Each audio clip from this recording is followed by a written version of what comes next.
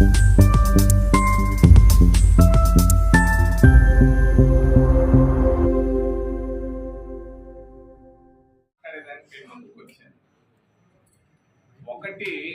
Polavaram project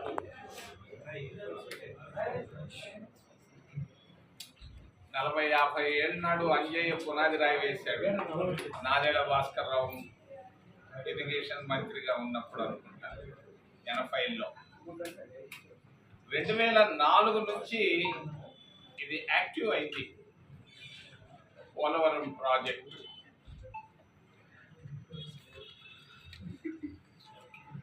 Rajasekhar Reddy 6 సంవత్సరాలు ముఖ్యమంత్రిగా ఉన్నాడు ఆంధ్రప్రదేశ్ రాష్ట్రానికి. రాజశేఖర్ రెడ్డి ముఖ్యమంత్రిగా పోలవరం ప్రాజెక్టు పైన అది ఎడమ కాలం కానీ కుడి కాలం కానీ ప్రాజెక్టు కానీ రిహాబిలిటేషన్ కానీ ఏదైనా కానీ ఎన్ని వేల కోట్లు ఖర్చు పెట్టాడు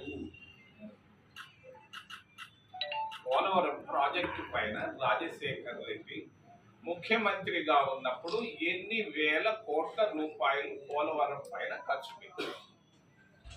రెండవది రోసయ్య నేను అనుకోవటం లేదు ఖర్చు పెట్టాడని. కిరణ్ కుమార్ రెడ్డి 3.5 సంవత్సరాలు ముఖ్యమంత్రిగా ఉన్నప్పుడు పోలవరం ప్రాజెక్టు పైన ఆయన ఎంత ఖర్చు పెట్టాడు, కాంట్రాక్టులు ఎవరెవరికి ఇచ్చాడు.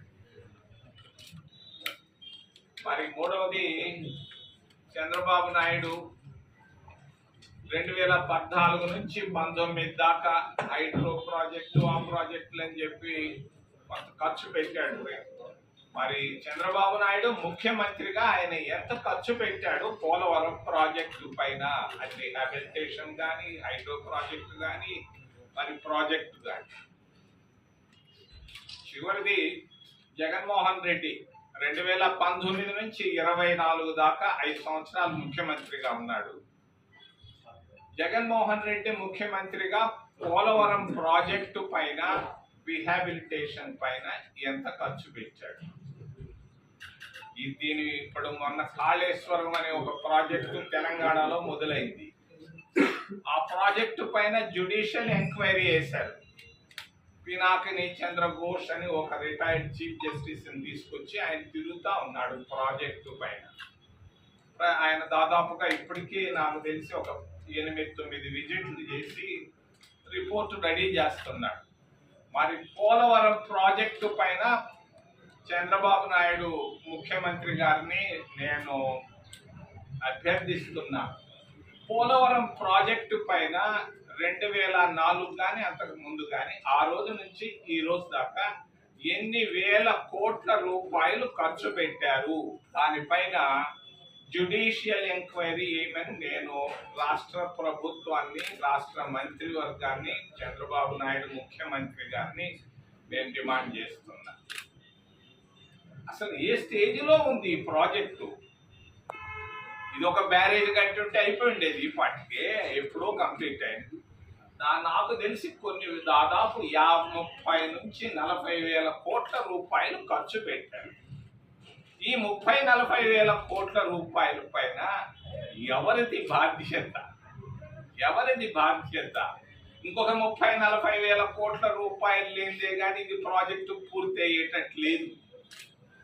పూర్తి అవుతుందా లేదనేది అది భగవంతుడే నిర్ణయిస్తాడు.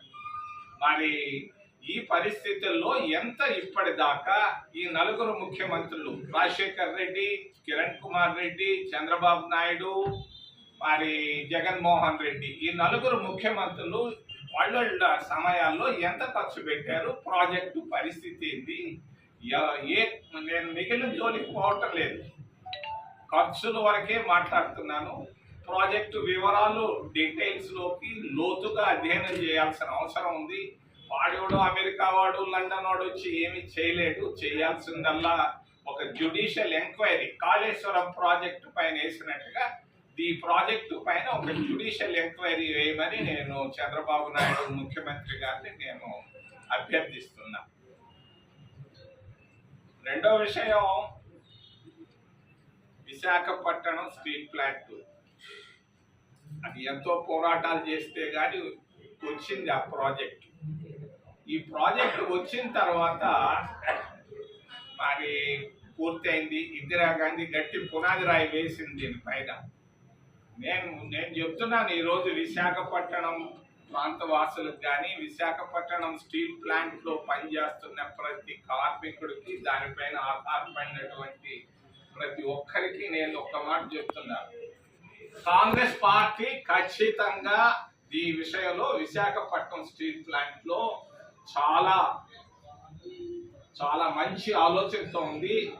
మోడీ కాదు, ఎన్డీఏ ప్రభుత్వం కాదు, బీజేపీ ప్రభుత్వం కాదు, ఏ ప్రభుత్వాలు దీన్ని ప్రైవేటైజ్ చేయలేవు. ఊరికే కాగితాల పైన చేయాల్సిందే. కానీ నేను ఈరోజు పేపర్లు ఎక్కడో చదివాను, చాలా మంది ఉద్యోగస్తులు, శాశ్వత ఉద్యోగస్తులు పదవి విరమణ చేసి వాలంటరీ రిటైర్మెంట్ తీసుకోవాల్సిన పనే లేదు. నేను రాహుల్ గాంధీ గారితో కూడా మాట్లాడాను, మా నాయకులందరితో మాట్లాడాను. ఈ ప్రాజెక్టు ప్రైవేటైజ్ ఎట్టి పరిస్థితుల్లో కాదు. ఒక 100-200 సంవత్సరాల్లో దీన్ని కాంగ్రెస్ పార్టీ మేము దీన్ని బాధ్యత తీసుకుంటున్నాం. మోడీ కాదు, ఎవరైనా కానీ ఏమీ చేయలేరని తెలియజేస్తే, ఏదైనా ప్రశ్నలు ఉంటే అడగమని దయచేసి చేతులెత్తి ప్రార్థిస్తున్నాం.